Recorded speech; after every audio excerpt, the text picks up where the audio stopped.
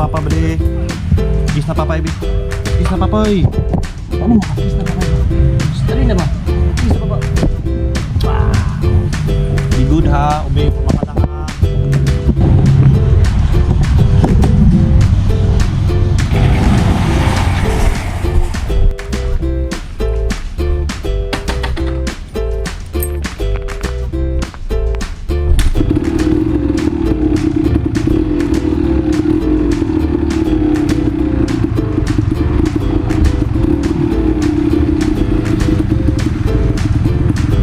Bye.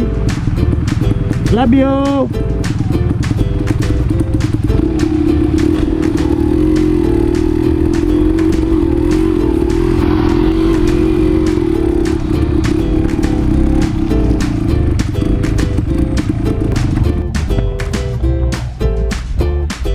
Oh, papa lang. Oh, sige, close.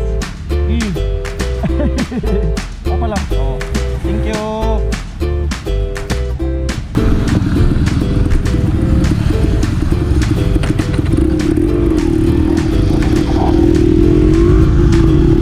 Okay, so may adlaw sa inyo guys, no? So another day, another vlog. So karon kay katulog ito ang trabaho karon. So vlog na punta. So by the way, kanang nalang ko gusto kanang istoryahan na kanang mo din siya perminti ginaingon sa kuha kanang bahin sa kuang KMX. Pilay kaon sa gasolina na bus na siya, so mo ganyan kasagaran kay kabalo tapong PMX medyo adili man sa ingon nga kusog mo kaon pero para lang gid sa iya ha nga 2 stroke 125 normal gid sa iya ha, normal gini sa iya ha inani ang iya kaon kanang sakto lang ba kaya mo lagi nang ginayon na stock mo na stock is good. O gana siya, stock lang gini siya. So, storyahan pa lang ko na po. Kunya, sa ito ang topic. Isa po na sa ito ang mga topic. Pohon. So, karon guys, oops, uy, habit yun. Diba? Na, basta, ay nako. Ito nga ito musulti sa mga tao ngayon na. So, back to topic ta. So, karon is, ang topic na to is, kusog ba daw makaon ako ang KMX. So ang gas consumption niya sa kuang calculations is kung chill ride ang gigan kanang like nakaba kanang pang daily use lang, pang relax lang siya.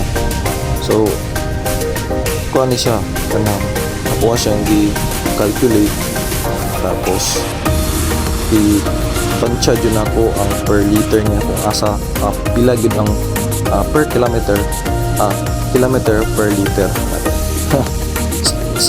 nalipat so kilometer per liter. So muna tong naman guys. So wala lang ko nag-calculate na kuno, di na lang ko pagkatadre pero para sa kong calculations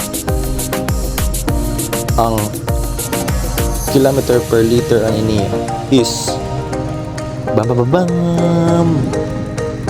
ang kilometer per liter niya guys is 21 or 20, 21, 22, 23 na depende nila sa mong nakalagay sa mong riding style.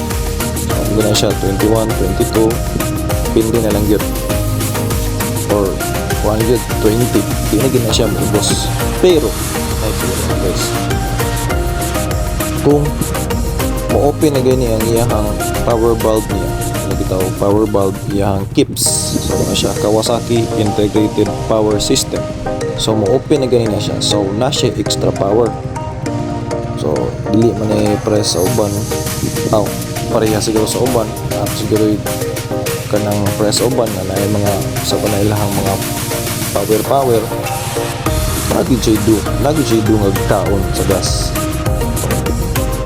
If ako gyapon nag-calculate, ako gyud gitistingan if kanang nag-open ang iyahang power bulb gas mostly adigid kanang estimated lang ang iyang gas consumption is naapod sa diri 15, 16, 17, 18. So naa dia 15 to 19 kilometer per liter.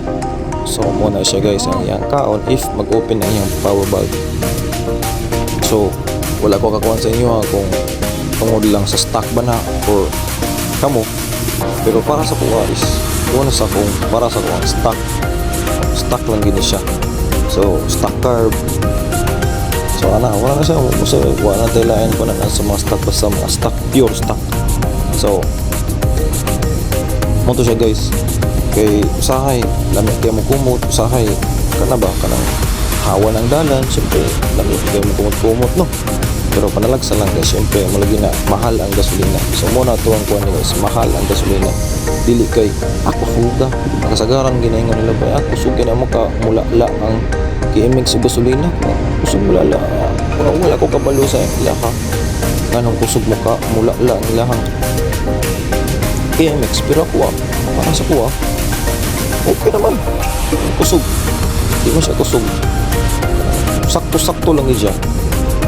Okay, kung sa unang paning parahon siguro diligid sila makaingon guys nga kanang kusog mo kaon.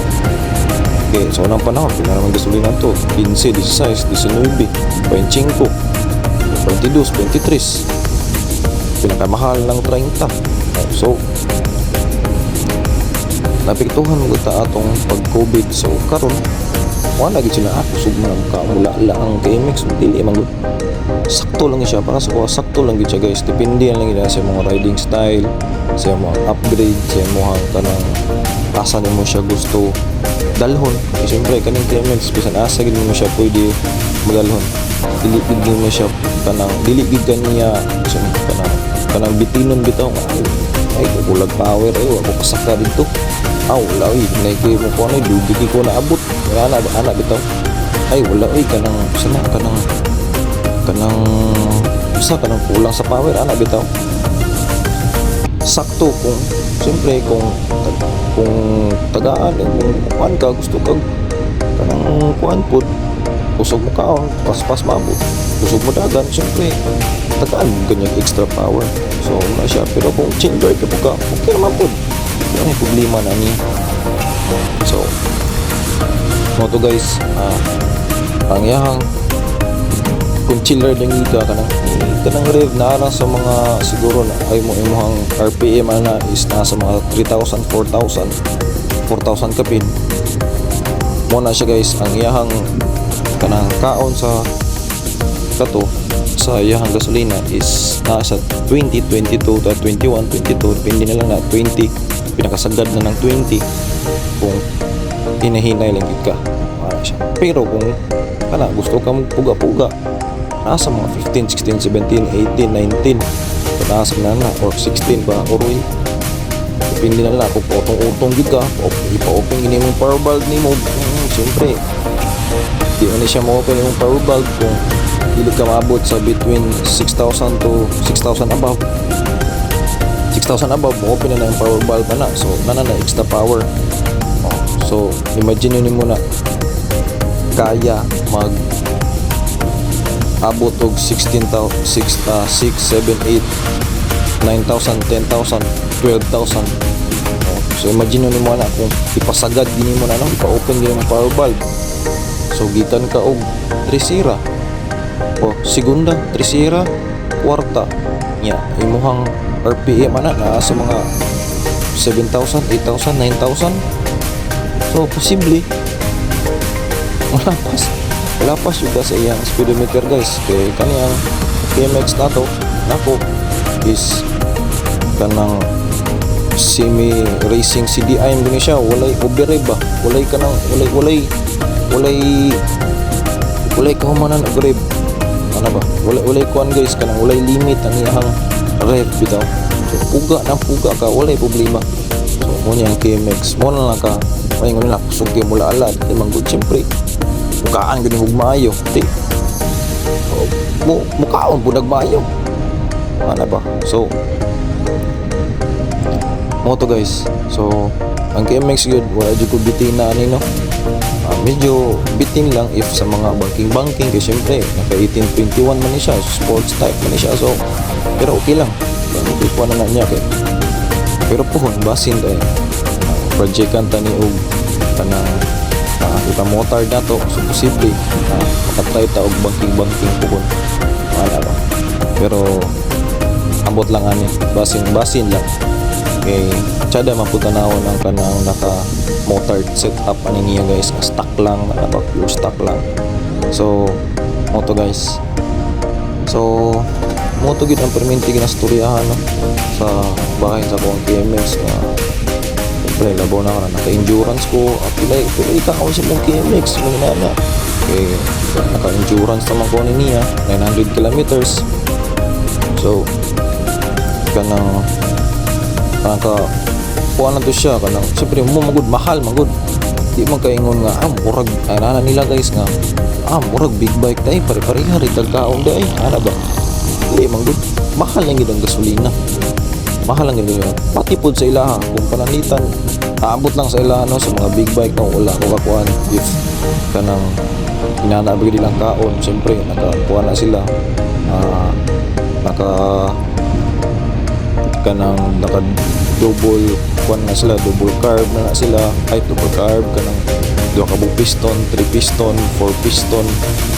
So lagi din siyempre dugang power yun, pero ako kay single naman ni siya, so moto mahal na gini gasolina, puro ginagawa guys, mahal ang gasolina kay kung barato pa ni mas tilan ay iloop na ako ni siya ba o di man gud na ako ni siya, di man pugod ni siya nga mo gina dili ka nang di ka makuan sa power ba, tagaan bugag niya speed, gusto kag speed tagaan bugag niya speed ana ba.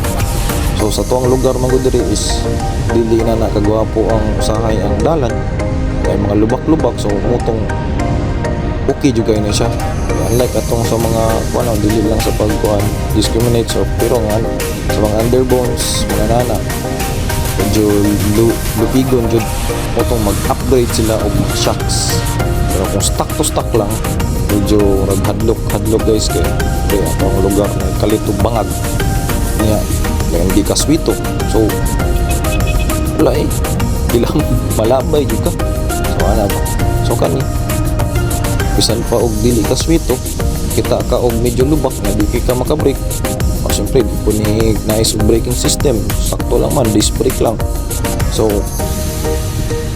pero i-absorb lang niya sa kong shock, so may siyang shock ani niya guys is hamis pa just tanan hamis, gana pa gitanan ang iyahang for adjustments, gana pa tanan ani niya, so i-adjust lang nako na siya kung sa ako ang gusto nga adjustment kung nasa ko maadto palitan nakadto na ko ani lugar okay lang nga niya akong shock, so ako na siyang pa-adjustan, so 1 to 4 na siya guys, 1 to 4 ano na siya adjustment, Showa na siya, Showa, and then gas filled, dili na siya ingon nga kanang kuhan bitaw kanang normal nga naman po yung mga gas filled good ka ay naman yung mga shock good karon nga na sila kanang hangin ang butang na pressure ba, so parang kuha is gas filled ni siya, so dili gini siya basta-basta guys, so lami po kayo ni siya shock, di gud manakit ang mga lubot, ikaw na lang gid mo surrender ang motor, di gud mo surrender no og sige dagan, ikaw na lang gid mo surrender. So moto guys, hapit ako maabot sa among school, so I hope enjoy mo sa ride, so I hope kanang nasabtan po ninyo ang bahin sa akong KMX. Ako ang muning kababata ako ang KMX, so first owner ko ani ikan sa kong papa 1996, pero nakabutang ani niya sa registration niya is 97, mo siya first gen, so medyo ligon gani siya nga hindi ko sure sa katong mga year model nga sa year 2000 na katong duha ka bukhasang niya, pero puhon ba sa istorya hapon na po para test drive ta na po. So more to guys, thank you for watching, I hope you enjoy nya, suportahan pa ninyo sa mga next vlog po, istoryahan na po nato na nalapot yung mga topic na ambot ahata mag ride.